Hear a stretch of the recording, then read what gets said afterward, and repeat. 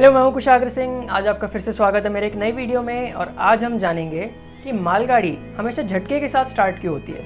आपने बहुत बार ट्रैवल किया होगा इंडियन रेलवेज में और बहुत बार आपने स्टेशन पे मालगाड़ी भी देखी होगी। और जब भी मालगाड़ी स्टार्ट होती है तब आपने देखा होगा कि उसमें काफ़ी बड़ा झटका सा आता है, मतलब कि मालगाड़ी झटके के साथ स्टार्ट होती है।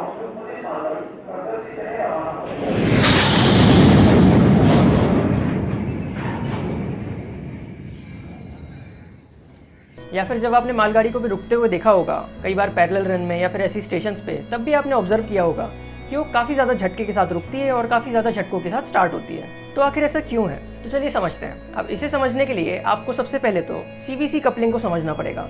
सीबीसी का मतलब होता है सेंट्रल बफर कपलर, और ये कपलिंग कुछ इस टाइप की रहती है। यहाँ आप देख के समझ पा रहे होंगे कि वो दोनों आपस में ऐसे आती हैं और ऐसे जुड़ जाती है।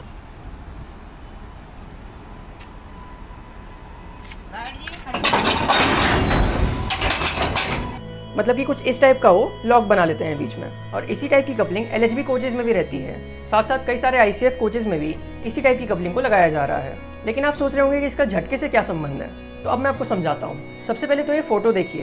तो इस फोटो को अगर आप ध्यान से देखें तो आप बीच में देख पा रहे होंगे कि लगभग 1 इंच का गैप है। और अगर आप सोच रहे हैं कि ये गैप से क्या फर्क पड़ता है, ट्रेन तो इतनी बड़ी होती है और इतनी सी चीज़ से क्या हो रहा है, तो मैं आपको बता दूं आप गलत सोच रहे हैं। ये गैप से बहुत ज़्यादा फर्क पड़ता है। सबसे पहले तो आप ये समझिए कि मालगाड़ी में बहुत सारे वैगन्स हुआ करते हैं और उन सारे वैगन्स में कपलिंग भी है। अब लेकिन हर वैगन की कपलिंग में अगर 1-1 इंच का भी गैप पड़ गया तो जैसे ही इंजन उसे स्टार्ट करेगा, मतलब कि जैसे ही इंजन खींचेगा, तो आप समझ सकते हैं कि पहले वो कपलिंग ऐसे टकराएगी, उसके बाद फिर पीछे वाले वैगन की टकराएगी, उसके बाद फिर और पीछे वाले वैगन की टकराएगी। ऐसे करते करते आखिरी तक की वो बहुत बड़ा झटके का रूप ले लेती है।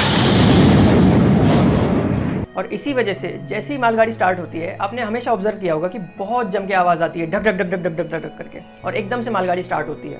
बहुत लोग तो इसे लोको पायलट की भी गलती समझते होंगे, लेकिन मैं आपको बता दूं लोको पायलट की इसमें कोई गलती नहीं है। वो तो ट्रेन को आराम से स्टार्ट करते हैं। अब लेकिन मालगाड़ियों के बीच में इतना गैप है तो उस वजह से इतने झटके आते हैं। अब फिर आपके मन में एक और डाउट आ रहा होगा कि एलएचबी कोचेज में आखिर उतने झटके क्यों नहीं आते हैं, उनमें भी तो वैसी टाइप की कपलिंग है। तो मैं आपको बता दूं एलएचबी कोचेज की जो कपलिंग है, उनके बीच में जो गैप रहता है उसे भरने के लिए उसमें एक पैड डाल दिया करते हैं। उस पैड को डालने से उसके बीच का जो डिस्टेंस है वो कम हो जाता है और वो 1 इंच का गैप बिल्कुल ना के बराबर हो जाता है, मतलब कि नेग्लिजिबल हो जाता है। उस वजह से जब भी एलएचबी ट्रेन को स्टार्ट करते हैं तो उतने झटके नहीं आते हैं। लेकिन मैं आपको बता दूं पहले ये चीज़ एलएचबी कोचेस में भी काफ़ी ज़्यादा प्रॉब्लमेटिक हुआ करती थी। जब एलएचबी कोचेस नए नए आए थे, मतलब कि जब सिर्फ राजधानी या दुरंतो या फिर शताब्दी में लगा करते थे, तब उनमें काफ़ी ज़्यादा झटके आया करते थे, क्योंकि रेलवे पहले ये चीज़ में ध्यान नहीं दे पाई थी कि वहाँ पे हम रबर पैड भी डाल सकते हैं। लेकिन लोगों की लगातार कंप्लेन की वजह से रेलवे ने उस चीज़ पर एक्शन लिया और हर कपलिंग के बीच में एक पैड डालने लग गए, जिससे कि वो जो बीच में डिस्टेंस रहता है कपलिंग के, वो नेग्लिजिबल हो गया और ट्रेन बड़े स्मूथली स्टार्ट होती है और साथ साथ स्मूथली रुकती भी है। अब आपने और भी कई सारे वीडियोस देखे होंगे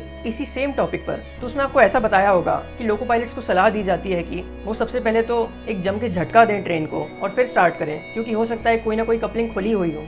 तो मैं आपको बता दूं ऐसा कुछ नहीं रहता है। ये चीज़ गार्ड और साथ ही साथ जो स्टेशन में पॉइंट्समैन है वो पहले ही सुनिश्चित कर लेते हैं कि उस ट्रेन की सारी कपलिंग बराबर से लगी हुई है और वो ट्रेन आराम से चल सकती है। अगर वो इस चीज़ में कोई गड़बड़ी देखते हैं तो पहले ही बता देते हैं। ये चीज़ वैसे सही थी, लेकिन ये पहले के ज़माने में सही था। उस समय लोको पायलट्स को बोला करते थे कि एक बार आप थोड़ा सा पीछे ले लीजिए, जिससे कि अगर कोई कपलिंग खुली हुई होगी तो अपने आप जुड़ जाए और उसके बाद फिर आप खींचना शुरू करिए ट्रेन को। लेकिन फिलहाल के समय पे ऐसी कोई गाइडलाइंस लोको पायलट को नहीं दी जाती है। और इस समय जो मालगाड़ी में झटके आते हैं वो सिर्फ और सिर्फ इसलिए आते हैं क्योंकि कपलिंग के बीच में 1 इंच का लगभग गैप रहता है। और आप इसी वजह से सोच सकते हैं कि हमारे रेलवे मैनेजर या फिर आप उन्हें गार्ड भी कह सकते हैं, तो इन लोगों को कितनी मुश्किल जाती होगी जो भी मालगाड़ी में जाते हैं, क्योंकि मालगाड़ी के आखिरी डिब्बे तक झटके बहुत ज़्यादा बढ़ जाते हैं और लोको पायलट या तो एक्सेलरेट करे या फिर डिसलरेट करे, या तो आगे बढ़ाए या तो फिर रोके।